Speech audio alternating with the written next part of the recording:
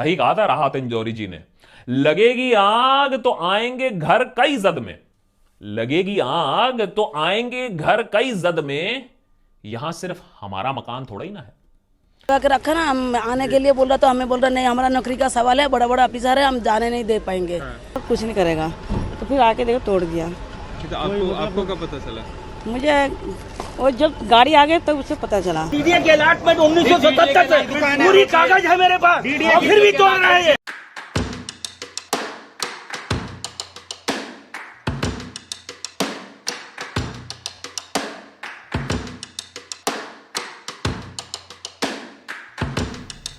दोस्तों, खबर पर नजर में आपका स्वागत है।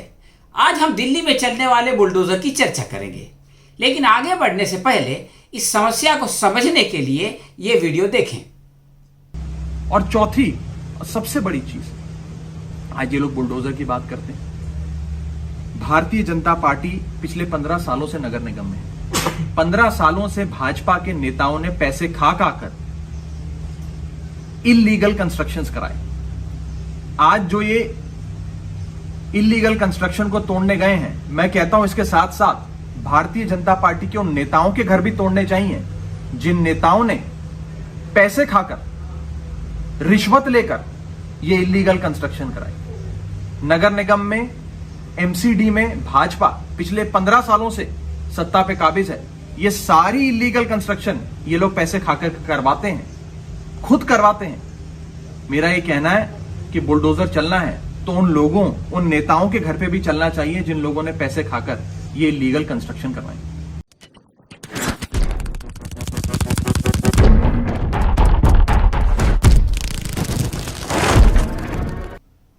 दोस्तों, फिलहाल देश की सबसे बड़ी समस्या महंगाई और बेरोजगारी है, जो अंदर ही अंदर पूरे समाज को खोखला कर रही है।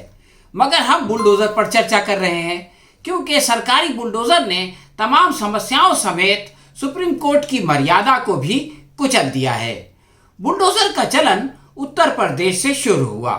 उस वक्त वो कानून को किनारे रखकर व्यक्तिगत लोगों की प्रॉपर्टी पर चल जाता था।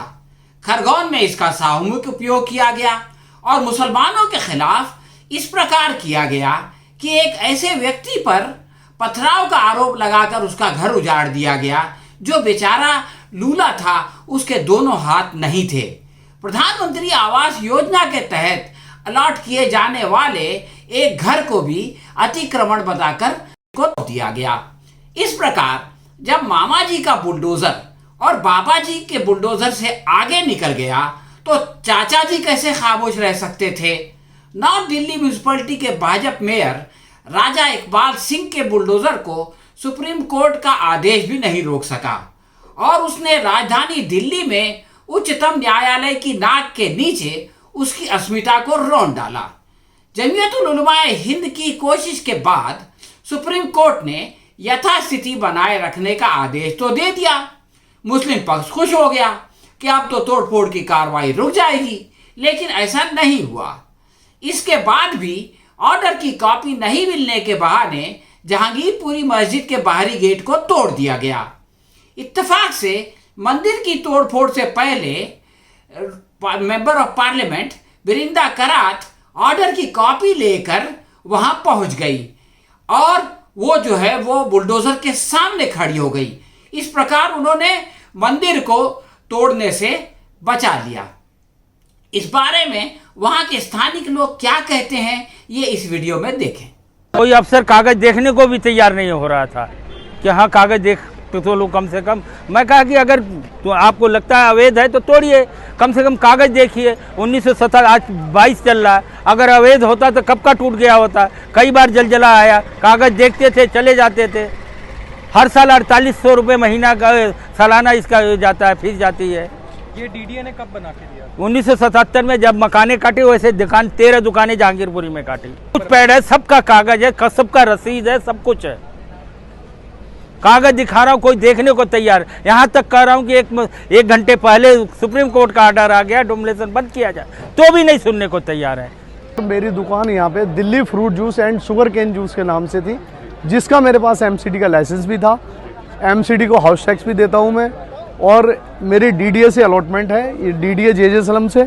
ये मेरे पास पर्ची हैं, ये सारी पर्चियाँ हैं मेरे पास डीडीए की, ये सारे पेपर हैं, और मेरे नाम की रजिस्ट्री है, रजिस्ट्री मैंने करा रखी है जिनके नाम थी।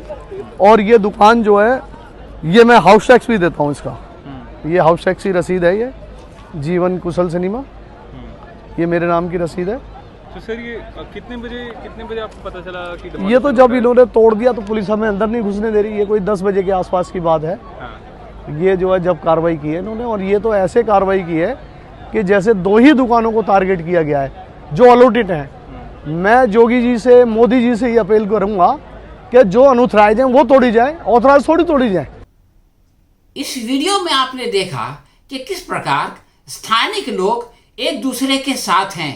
हिंदू मुसलमान दोनों जो है वो एक दूसरे के धर्म स्थल की इज्जत करते हैं, उनको बचाना चाहते हैं, लेकिन सरकार है कि उनको लड़ाने पे तुली हुई है और किसी न किसी तरह उनको आपस में लड़ाकर अपना राजनीतिक उद्देश्य साध कर लेना चाहती है।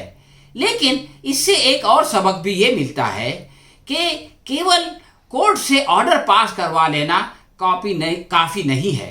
अरे 10 साल से तो हम 15 साल से तो हमारी दोस्ती है। मैं हिंदू हूँ या मोमडन है, हम भाई की तरह रहते हैं हम दोनों। कोई भी मदद होती, मेरे को कोई दिक्कत होती है तो ये खड़ा होता है, इसको कोई दिक्कत होती है तो मैं खड़ा होता हूँ। हम दोनों साथ ही रहते हैं हमेशा। क्या नाम है आपका? अंशु नाम है मेरा। भाई का नाम सोहेब है मेरे भाई का। हम दोनों साथ ही रहते हैं, कहीं भी कोई भी दिक्कत होती है हम दोनों एक दूसरे की हेल्प में रहते हैं। लेकिन आज पता नहीं है कैसा कर रखा RSS वालों ने, हमारा सब पूरा बर्बाद ही करके रख दिया। हमें तो पूरा नुकसान इतना कर दिया, पूछो मत। कोई नोटिस नहीं, कोई कुछ नहीं, ऐसे थोड़ी ना होता है। गरीब कमा के खा नहीं सकता, सिर्फ गरीब कमा के खा नहीं सकता, जो खा सकता है उसकी दुकानें सब तबाह हो चुकी है। मैं तो लाइव में हूँ भाई, मैंने तो रोका है। मेरे को पता था मस्जिद तोड़ रहा, मैं तो वहाँ भी खड़ा होता लाइव, मैं वहाँ भी खड़ा होता। मस्जिद को भी नहीं तोड़ने देता, मैं अकेले निपट लेता, मैं अकेला ही। मुझे ज़रूरत नहीं है किसी की, मैं अकेले निपट लेगा। मैं आया हूँ लेट, नहीं मस्जिद पे भी बुलडोजर नहीं चलने देता मैं। बहुत गलत हुआ है ये यार। हम भाई की तरह रहते हैं, आज तुम ऐसा कर रहे हो, कल को हम भाई बन के रह लेंगे। हमारे साथ तो ये होगा, ये मुझे दुश्मन समझेगा, मैं ऐसे दुश्मन समझूंगा, क्या रह जाएगा हमारा भाईबंदी में? कुछ भी नहीं रह पाएगा भाईबंदी हमारी। क्या करेंगे हम फिर? आज भाई की तरह रहते हैं, कोई भी बात होती है खड़े होते हैं मेरे साथ। अंशु चल रहे हैं, यहाँ चल रहे हैं, वहाँ चल रहे हैं, खा रहे हैं, यहीं घर में खाना पीना होता है हमारा। यहीं सोते थे हम, ऊपर कमरा हमारा ये रहा, यहीं सोते थे हम दोनों भाई साथ में। जब मम्मी पापा गाँव जाते थे इसके साथ रहते थे हमेशा। सारा ऐसा कर दिया है कि कुछ बोलने की हद ही नहीं है। आप ये मंदिर पे जब बुलडोजर यहाँ तक कार्रवाई करते हुए आया तो क्या हुआ? वो JCB लेके मंदिर की तरफ आ रहे थे। पहले बाइक हटा रहे, बाइक खड़ी थी तो बाइक हटाओ। मैंने सर ये बाइक किस लिए हटेगी? कह रहे मंदिर टूटेगा। मैंने किस लिए टूटेगा, क्या वजह है? ये भी खड़ा था मेरा भाई मेरे साथ। अगले की मस्जिद टूटी है, बुलडोजर चला है, लेकिन अगला फिर भी मंदिर के लिए खड़ा है मेरे साथ।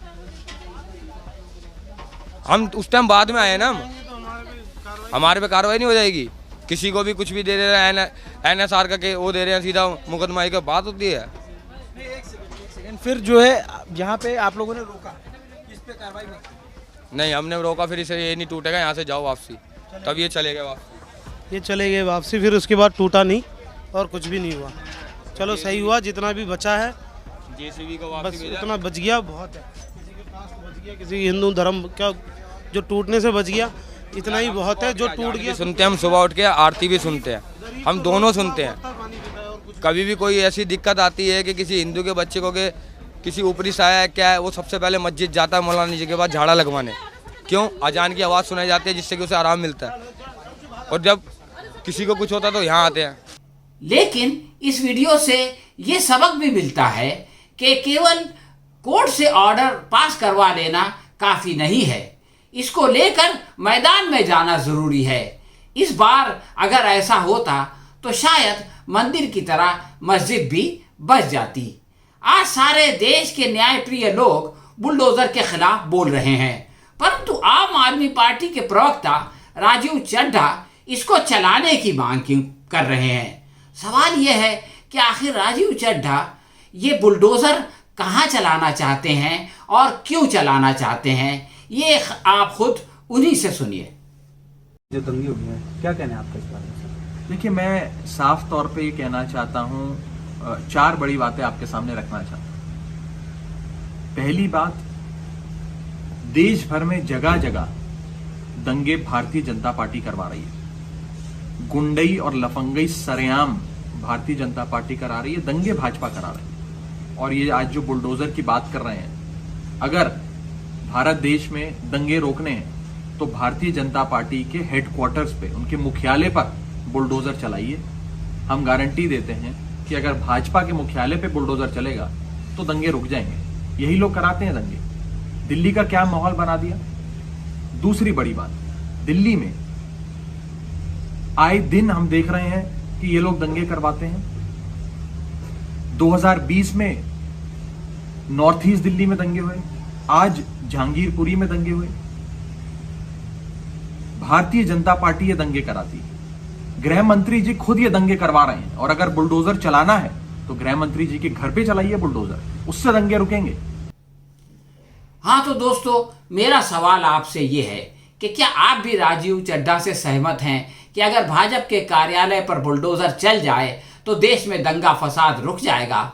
और जैसा कि शिवसेना के सांसद संजय रावत ने कहा कि भाजपा दिल्ली और मुंबई में म्युनिसिपल चुनाव जीतने की खातिर दंगा भड़का रही है, क्या आप उनसे भी सहमत हैं?